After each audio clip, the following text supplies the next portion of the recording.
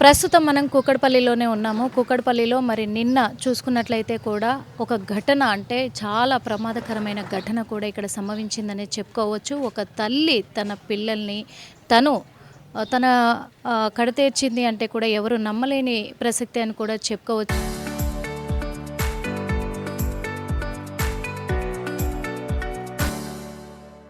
ఎందుకంటే ప్రస్తుతం ఇదే ఇంటి దగ్గర ఉన్నాము, మనము చూస్తున్నాం కదా, ఇదే ఇల్లు.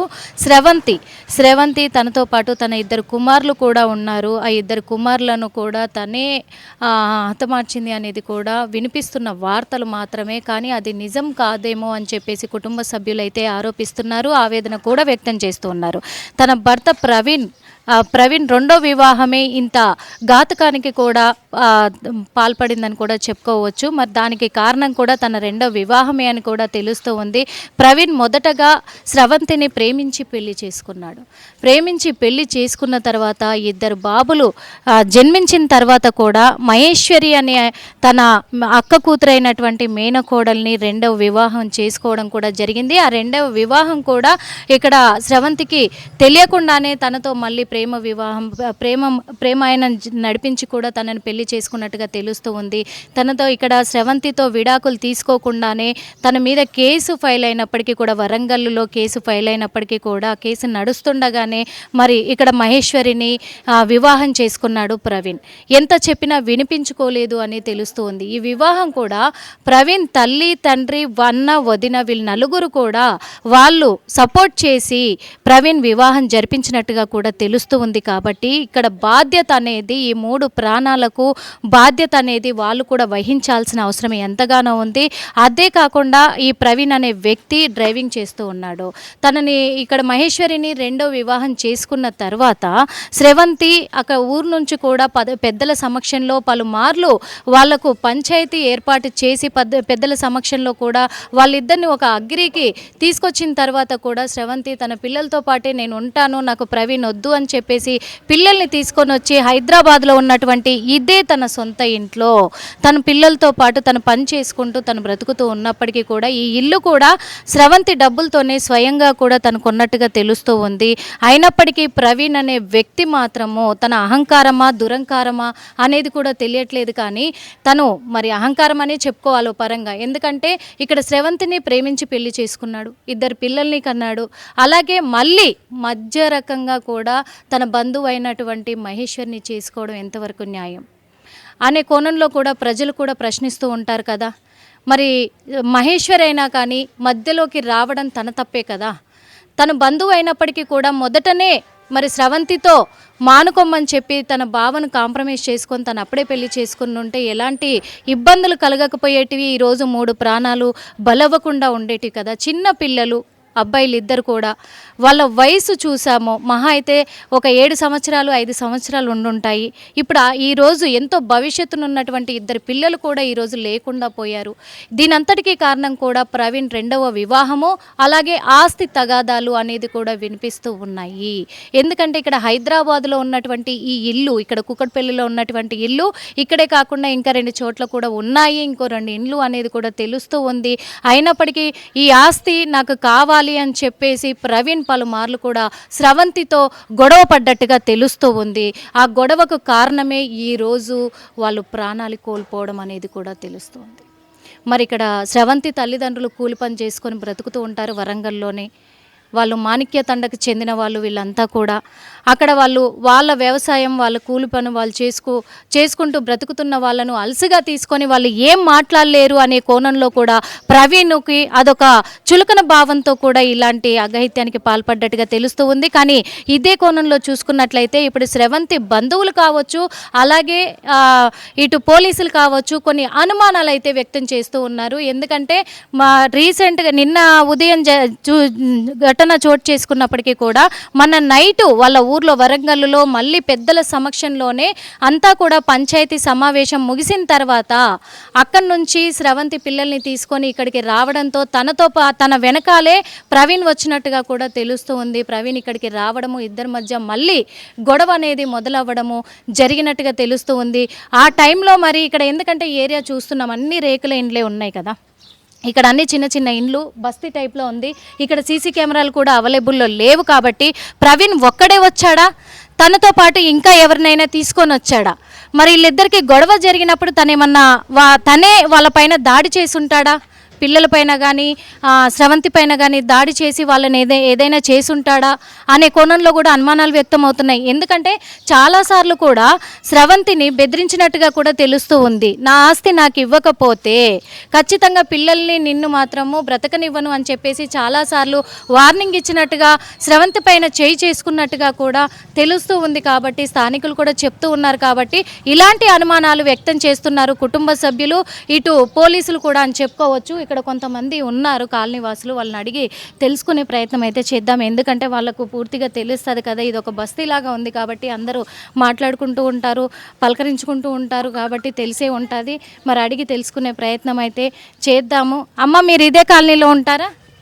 ఇక్కడ ఉంటాం కానీ మాకు తెలియదు బిడ్డ, మేము గల్లికుంటాము, మాకు తెలియదు బిడ్డ, ఏం ముచ్చట తెలియదు. మీకు ఎప్పుడు తెలిసింది?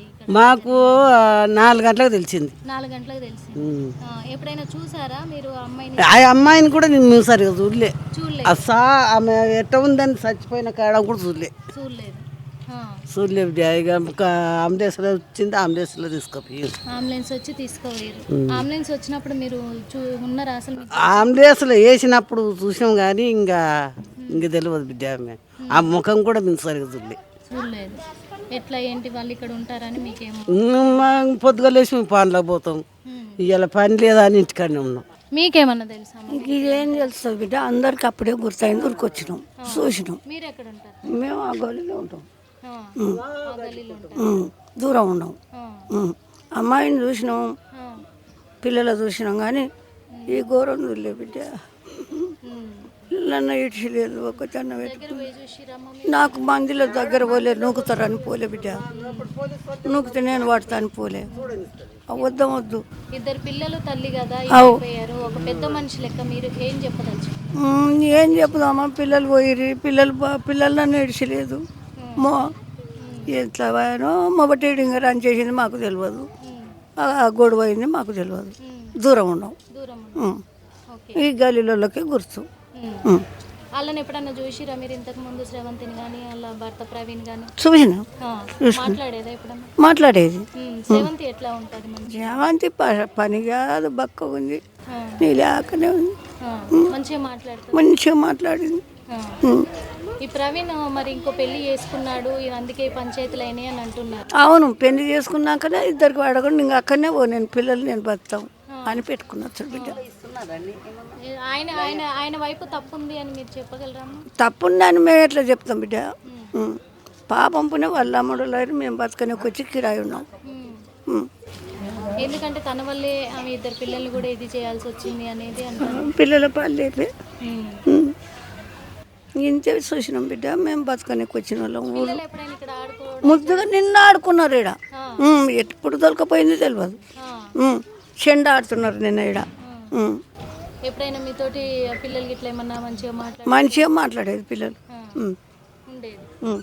పిల్లలు మాత్రం మంచి పిల్లలమ్మా, తల్లి మంచిదేవుని. కానీ ఈడు ఎట్లా చేసుకొని నీవు పెళ్ళాన్ని చేసుకున్నావు, వద్దు అక్కడనే బతకండి రా అన్నది.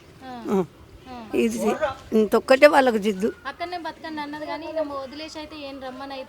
వదిలేసే పోలే, మమ్మల్ని విడిచిపెట్టిపోయినా అక్కడనే బతకాలి. ఇంకా ఇక్కడ ఉన్నారు. అమ్మ, మీరు ఇదే ఏరియాలో ఉంటారా? అక్కడ ఉంటారు. మీకు తెలుసా స్రవంతి? తెలియదండి, నాకు ఆమెకి ఏం పరిచయం లేదు. నిన్న ఈ విషయం తెలిసిందా మీకు?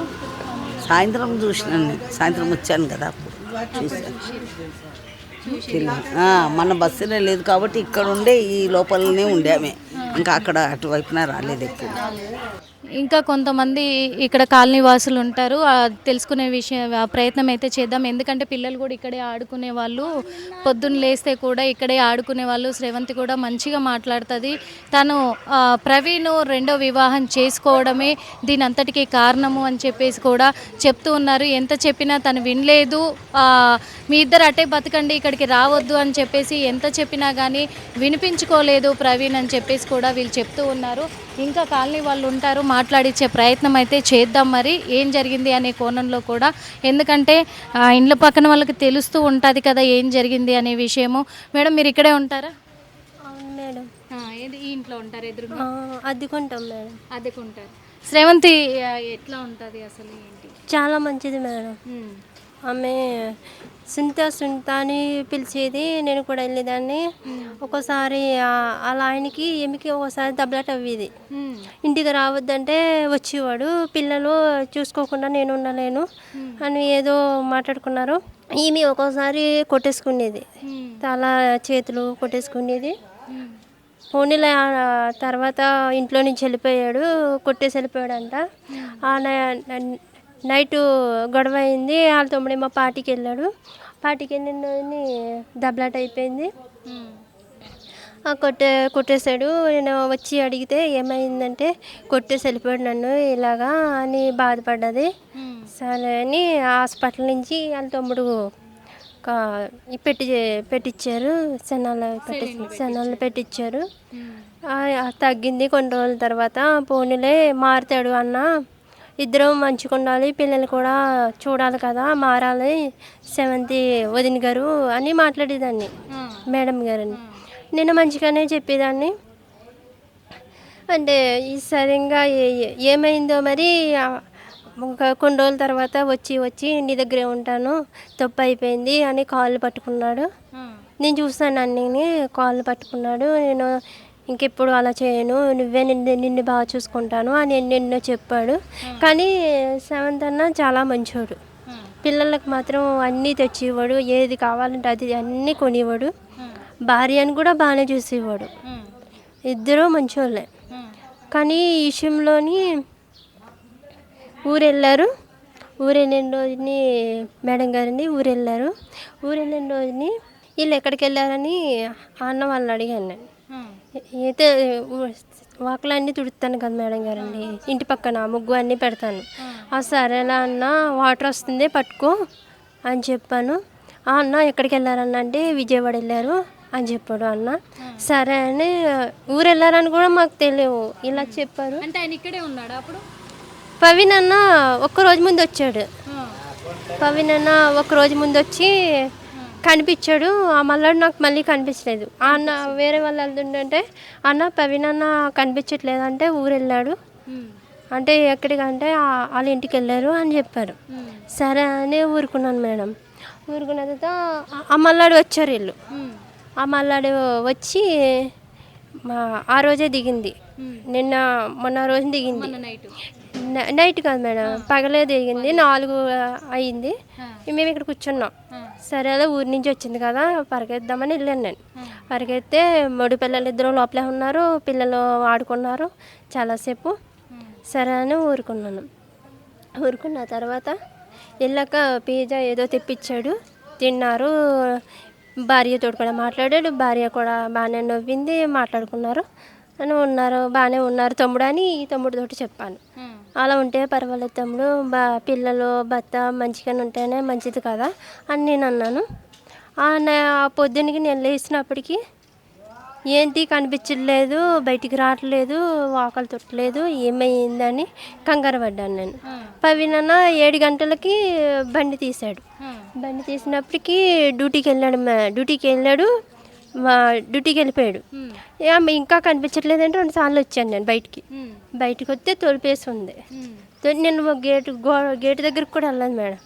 అంటే వెళ్ళాక సరేలే నూనె పెడతాక పిలుస్తుంది కదా అని నూనె పెట్టించుకుంటుంది తలకి. సరేలే అని నూనె పెట్టించుకుంటుంది కదా సెవెంత్ వదిన అని చూసి పిలుస్తుందిలే అంటే అప్పటికి అన్న వచ్చాడు.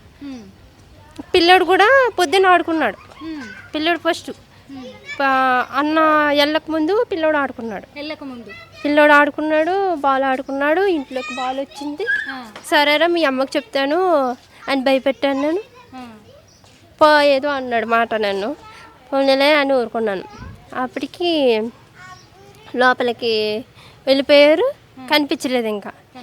సరేలే ఆంటీ దగ్గర అడిగితే ఆంటీ బయట నుంచి లోపల నుంచి రావట్లేదు ఏంటి, పడుకుంది అనుకుంటాను అని అనుకున్నా. సరేలే మాట వినిపిస్తే గమ్ముని ఇలా జరుగుతుందని అనుకోలేదు మేడం. అప్పుడు ఆ పవి నన్ను వచ్చి డ్యూటీ నుంచి వచ్చాడు, ఎండబడి వచ్చాడు, డోర్ కొట్టి ఏమైందన్నా అంటే నేను వెళ్ళాను. నేను కూడా డోర్ తీయట్లేదు వదిన, ఏమైందో మరి డోర్ తీయట్లేదు అని కిటికీలు అన్నీ తీసేశారు. తీసేసిన మరి అతను వెళ్ళేటప్పటికి కూడా ఆమె బయటికి రాలేదు కదా, డోర్ పెట్టే ఉంది కదా, పెట్టే ఉంది మేడం. డోర్ పెట్టే ఉంది మేడం. డోర్ పెట్టే ఉంది. అతను చూశాడు ఇంకా. చూ అంటే గేట్ పెట్టేసి వెళ్ళిపోయాడు. గేట్ పెట్టేసుకుని వెళ్ళిపోయారు. పిల్లలు పెట్టారో మరి బాబు పెట్టారో మరి వెళ్ళిపోయారు. మరి వెళ్ళిపోయిన మేడం ఆ మధ్యాహ్నంకి వచ్చాడు, డోర్ కొడుతుంటుంటే ఏమైందన్నా అంటే అందరం వెళ్ళాక డోర్లు కిటికీలు అన్నీ తీసేశారు. తీసేసిన తర్వాత మేము వెళ్ళి 7th డోర్ తీయొద్దునా అన్నాను. నేను అన్నాను,